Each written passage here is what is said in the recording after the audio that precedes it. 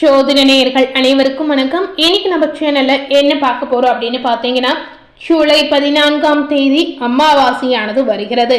இந்த அமாவாசை பார்த்தீங்கன்னா ஆனி மாதத்தில் கடைசியாக வரக்கூடிய ஒரு அமாவாசைங்க. அதுவும் பார்த்தீங்கன்னா செவ்வாய்க்கிழமை அன்று வருகிறது. செவ்வாய்க்கிழமை அப்படின்னு சொல்லும் போது இந்த நாள் ரொம்பவே ஒரு மங்களகரமான விசேஷமான ஒரு நாளாக இருக்குங்க. அதுவும் பார்த்தீங்கன்னா கடவுள் வழிபாட்டிற்கு ஒரு ஏற்ற நாள் அப்படின்னு கூட நம்ம சொல்லலாங்க. ஸோ அப்படிப்பட்ட இந்த நாளில் இந்த அமாவாசையானது வருகிறது. பொதுவாகவே அமாவாசையில முன்னோர்களுக்கு செய்யக்கூடிய அனைத்து விஷயத்துமே இந்த நாளில் செய்வாங்க.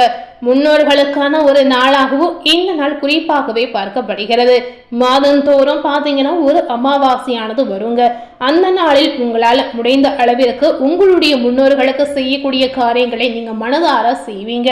நிறைய பேர் பார்த்தீங்கன்னா இப்ப இருக்கக்கூடிய இந்த காலகட்டத்துல முன்னோர்களுக்கு எந்த வழிபாடும் செய்வதில்லை, எந்த படையலும் செய்வதில்லை அப்படின்னு சொல்லலாங்க. இந்த ஒரு விஷயம் நீங்க செய்யாமல் இருந்தீங்கன்னா கண்டிப்பா உங்க வாழ்க்கையில நிறைய கஷ்டங்கள், நிறைய துன்பங்கள், நிறைய பிரச்சனைகள் எல்லாமே ஒரு நெகட்டிவான விஷயமா உங்க வாழ்க்கையில நடக்குங்க. ஸோ அப்படி உங்க வாழ்க்கையில நடந்தா கண்டிப்பா நீங்க முன்னோர் வழிபாடு ஃபர்ஸ்ட் செய்வதுதான் ரொம்ப ரொம்ப முக்கியம்.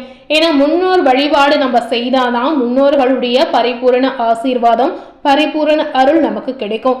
இதனால நம்மளுடைய குடும்பத்திலும் சரி, நம்மளுடைய வாழ்க்கையிலும் சரி, தனிப்பட்ட ஒரு விஷயத்திலும் சரிங்க பாசிட்டிவான ஒரு பலன் உங்களுக்கு கிடைக்குங்க. நிம்மதி வேண்டும் அப்படின்னு நினைக்கக்கூடிய நபர்கள் உங்களுடைய முன்னோர்களுக்கு மனதார இந்த ஒரு விஷயத்தை மட்டும் செய்து வாருங்க.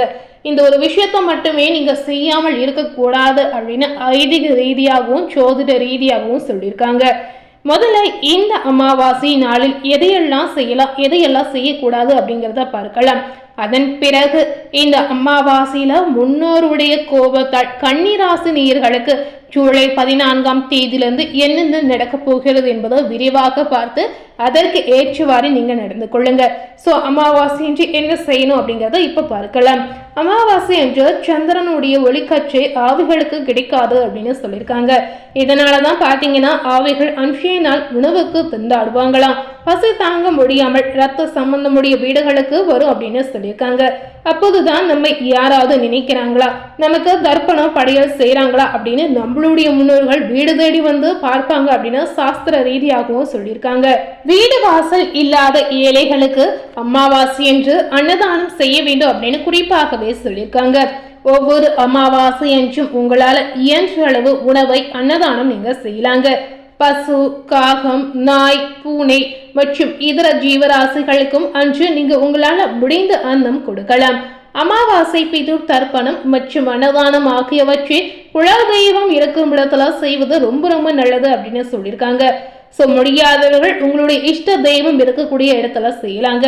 அதுவும் முடியாதவர்கள் வீட்டில் இருந்தபடி உங்களுடைய வீட்டிலே நீங்க செய்யலாம். இந்த அமாவாசை என்று குறிப்பா செய்யக்கூடாத விஷயம் என்னன்னு பார்த்தீங்கன்னா தலையில் எண்ணெய் தடவக்கூடாது.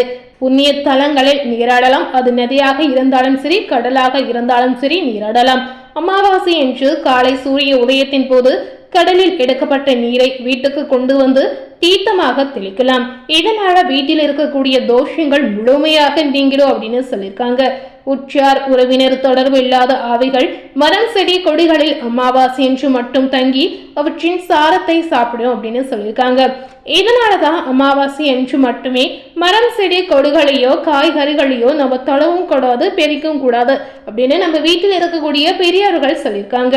ஒவ்வொரு மாதம் அமாவாசை அன்னதானம் செய்ய முடியாதவர்கள் தை, ஆடி, புரட்டாசி அமாவாசையில அன்னதானம் செய்யலாம். புரட்டாசி அமாவாசையில செய்தால் 12 ஆண்டுகளாக அன்னதானம் தர்ப்பணம் செய்யாத தோஷம் இதனால நீங்கிடும் அப்படின்னு குறிப்பாகவே சொல்லியிருக்காங்க. ஸோ கண்டிப்பா இந்த எல்லா விஷயத்துமே பின்பற்றி நீங்க செயல்பட்டு வந்தீங்கன்னா உங்க வாழ்க்கையில நினைத்து பார்க்காத ஒரு மாற்றத்தை நீங்க எதிர்பார்க்க முடியுங்க. இந்த அமாவாசையில முன்னோருடைய தாக்கத்தால் கன்னி ராசினியர்களுக்கு என்ன பலன் கிடைத்திருக்கு என்பதை பார்க்கலாம். பொதுவாகவே கன்னி ராசினியர்கள் ஒழுக்கமும் பொறுப்புணர்வும் நிறைந்தவர் அப்படின்னு சொல்லியிருக்காங்க. எந்த வேலையுமே முழுமையாக செய்து முடிக்க வேண்டும் என்ற எண்ணம் அவர்களுக்குள்ள எப்பொழுதுமே இருக்குங்க. ஸோ இந்த கன்னி ராசியில் இருக்கக்கூடிய உத்தியோகஸ்தாரர்களுக்கு உத்தியோகத்துல பதவி உயர்வு அல்லது ஊதிய உயர்வு கிடைக்கக்கூடிய வாய்ப்பு நிறையவே இருக்கு அப்படின்னு சொல்லியிருக்காங்க. மேல் அதிகாரிகளின் நம்பிக்கை இப்போ உங்களுக்கு அதிகரிக்கும். வேலைக்கு செல்லும் பெண்களுக்கு புதிய பொறுப்புகள் தேடி வரும் அப்படின்னு சொல்லியிருக்காங்க. அவற்றை திறமையாக செய்து பாராட்டை நீங்க நிச்சயமா பெறுவீங்க. அலுவலகத்தில் இருந்த மனக்கசப்பு இப்ப விலகிடும். வியாபாரம் செய்யக்கூடிய கன்னிராசினியர்களுக்கு பார்க்கும் பொழுது புதிய முதலீடுகள் ஏதாவது செய்தீங்கன்னா நல்ல லாபத்தை நீங்க இப்ப பெற முடியும் அப்படின்னு சொல்லியிருக்காங்க. புதிய வாடிக்கையாளர் இப்ப அறிமுகமாக கூடிய ஒரு அற்புதமான சூழலும் இருக்கிறது. சுய தொழில் செய்பவர்களுக்கு தொழில் விரிவடையும். வெளிநாட்டு ஆர்டர்கள் கிடைக்கக்கூடிய வாய்ப்பு நிறையவே இருக்குங்க. பணவரவு சீராக இருக்க போகிறது அப்படின்னு சொல்லியிருக்காங்க. குடும்ப தலைவிகளுக்கு பார்க்கும் பொழுது குடும்பத்தில் ஒற்றுமை அதிகரிக்கும். குடும்பம் சார்ந்த விஷயத்துல எல்லா விஷயமே உங்களுக்கு பாசிட்டிவாக நடக்கக்கூடிய ஒரு அற்புதமான ஒரு காலகட்டமா நீங்க எடுத்துக்கொள்ளலாம். ஜூலை 14ஆம் தேதியிலிருந்து இந்த ஒரு மாற்றத்தை நிச்சயமா நீங்க எதிர்பார்த்திருக்கவே மாட்டீங்க. கணவருடைய ஆதரவு எதிர்பார்க்காத வகையில உங்களுக்கு முழுமையாக கிடைக்க போகிறது. பிள்ளைகளின் எதிர்காலம் தொடர்பான நல்ல முடிவுகள் நீங்க எடுப்பீங்க.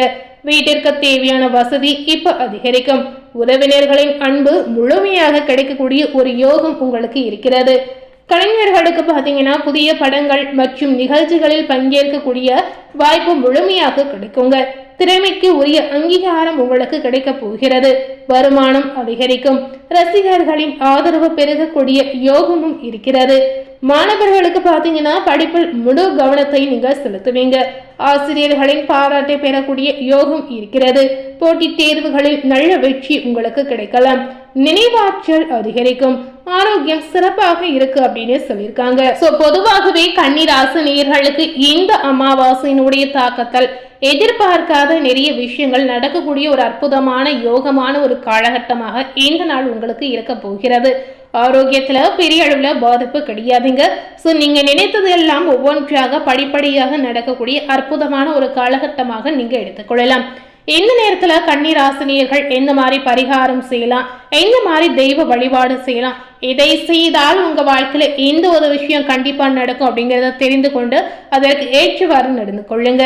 பௌர்ணமி அன்றும் சரி, அமாவாசை அன்றும் சரி, நீங்க தட்சிணாமூர்த்தி அல்லது குரு பகவானை வழிபடலாம். அமாவாசை என்று பொதுவாகவே அம்மனை வழிபடலாம். அது மட்டுமல்ல, குலதெய்வத்தை வழிபடலாம். இந்த நாளில் இந்த மாதிரி தெய்வ வழிபாடுகளை செய்து வந்தீங்கன்னா, அதாவது மாணவர்களுக்கு நல்ல முன்னேற்றம் உண்டாகலாம். கல்வி, வேலை மற்றும் குடும்ப முன்னேற்றம் உங்களுக்கு இன்னமும் அதிகரிக்கும். மஞ்சள் மலர் சமர்ப்பித்து அனைத்து கடவுளுமே இந்த நாளில் நீங்க வழிபாடு செய்யலாங்க. இந்த மாதிரி விஷயத்த செய்தீங்கன்னா பாசிட்டிவான முன்னேற்றத்தை நீங்க எதிர்பார்க்க முடியும். இன்னைக்கு நம்ம சேனல்ல ஜூலை 14ஆம் தேதி நடக்கக்கூடிய அமாவாசையினுடைய தாக்கத்தால் கன்னிராசினியர்களுக்கு என்ன பலன் கிடைத்திருக்கு என்பதை விரிவாக பார்த்து தெரிந்திருப்பீங்க. மேலும் இது போல ஒரு புதிய தகவலை தெரிந்து கொள்ளணும் அப்படின்னு நினைத்தீங்கன்னா மறக்காம நம்ம சேனலை சப்ஸ்கிரைப் பண்ணி பக்கத்தில் இருக்கக்கூடிய பெல் பட்டனையும் மறக்காம பிரஸ் பண்ணிடுங்க. தேங்க்யூ.